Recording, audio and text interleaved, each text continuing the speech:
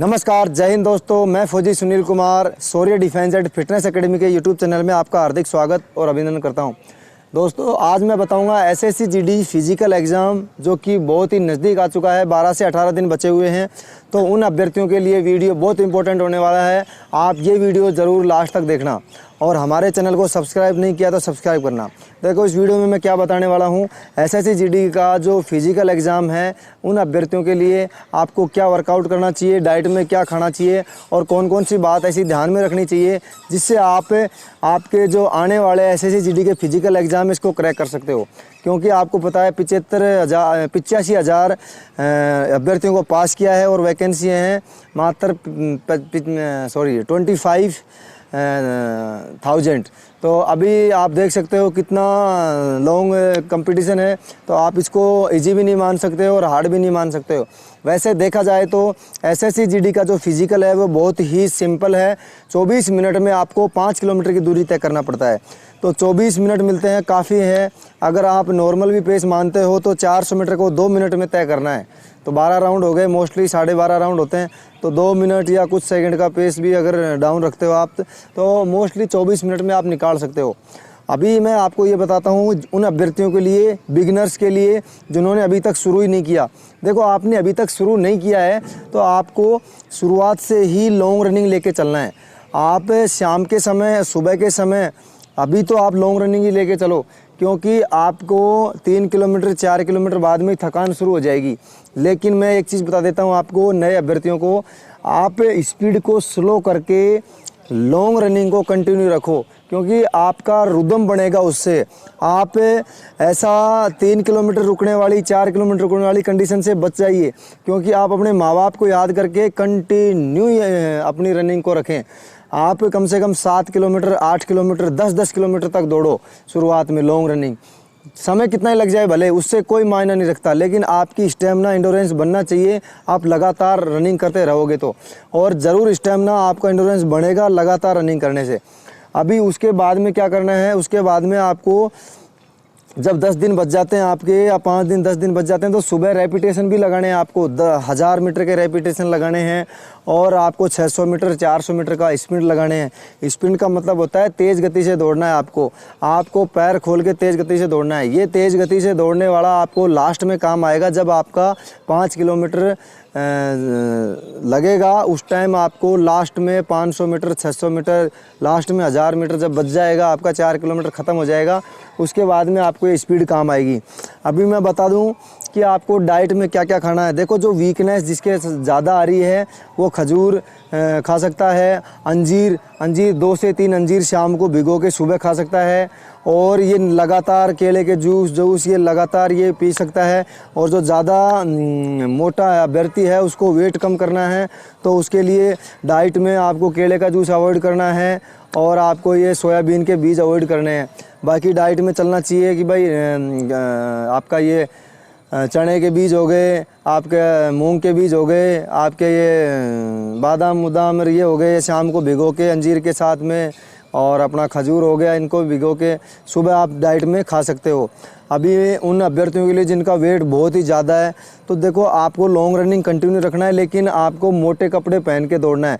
जितने ज़्यादा मोटे कपड़े पहन के आप रनिंग करोगे, उससे आपका पसीना आएगा, और पसीने आने से आपका वेट कम होगा, और वेट कम करने से ओबियसली आपकी रनिंग में इम्प्रूवमेंट आता आ जाएगा। तो आपको एक तो ये चीज़ ध्यान रखनी है कि मोटे हैं उनके लिए को मोटे कपड़े, और जो वीकनेस है उनके लिए मैंने डाइट बता दी। और खाना बिल्कुल ख़त्म मत कर देना, खाना खाते रहो आप, डाइट में कोई दिक्कत नहीं है, लेकिन ये चीज़ें और इंक्लूड करो। वेजिटेबल्स, ग्रीन वेजिटेबल, सलाद और खीरे जैसा ये सलाद, ये ज़्यादा से ज़्यादा ककड़ी, चकुंदर का जूस, ये इंक्लूड करो। जो इसके ज़्यादा वीकनेस आ रखी है और उसे दौड़ा ही नहीं जाता है, वो पतला है, उसके लिए। और मैं आपको बता दूं, एसएससी जीडी को फिजिकल एग्ज़ाम को क्रैक करने के लिए आपको नेगेटिविटी नहीं लेके आनी है दिमाग में। आप जब फिजिकल देने जाते हो तो आपके दिमाग में नेगेटिविटी आनी नहीं चाहिए। कुछ भी हो जाए, रुकना नहीं है वहाँ पे। जिस प्रकार से 2 किलोमीटर में आप अगर हाँफने लग जाते हो, तो आपको रुकना बिल्कुल नहीं है, लगातार आपको दौड़ करनी है। दूसरी चीज़, अभ्यर्थी कहाँ गलतियाँ करते हैं, गलती मोस्टली ये करते हैं कि वो सीरियस हो जाते हैं 5 किलोमीटर को लेके। लेकिन आपको ये सीरियस नहीं होना है, बिल्कुल सीरियसनेस नहीं लेके आनी है वहाँ पे।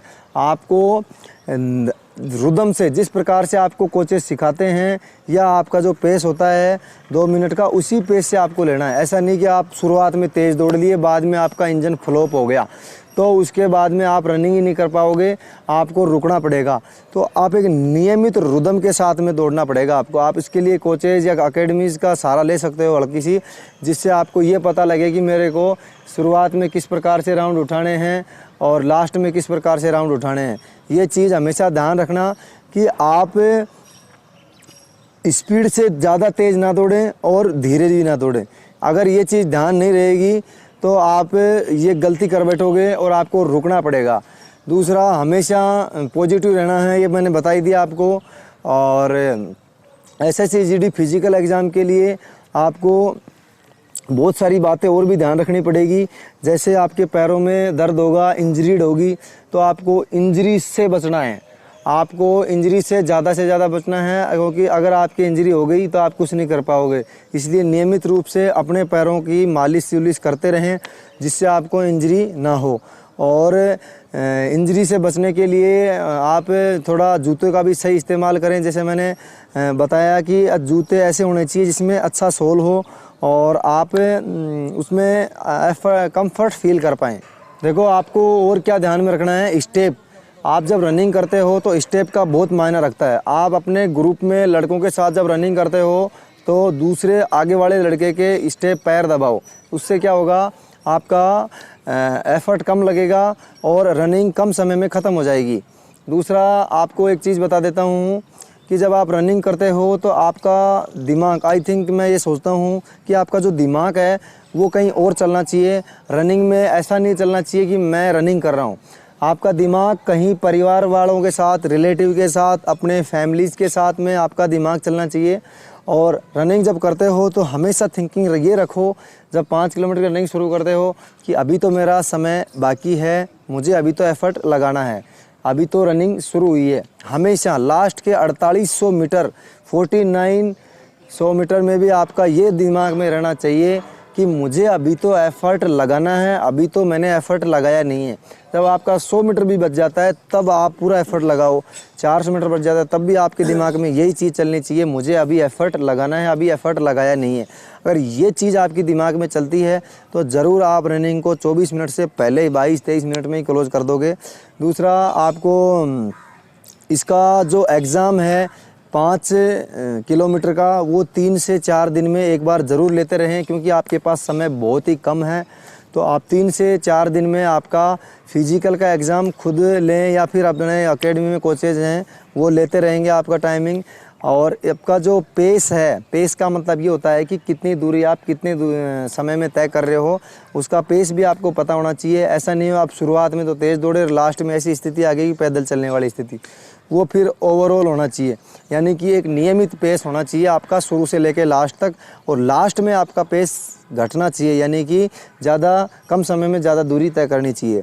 तो आई होप आपको बहुत चीज़ें समझ में आई होंगी, और अगर आप इन चीज़ों को फॉलो करते हैं तो ज़रूर आप अपने अंदर एम्प्लॉयमेंट पाएंगे और अपने फिज़िकल को करेक्ट कर पाएंगे।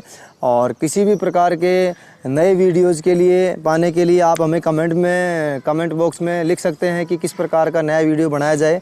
और तब तक के लिए जय हिंद, जय भारत।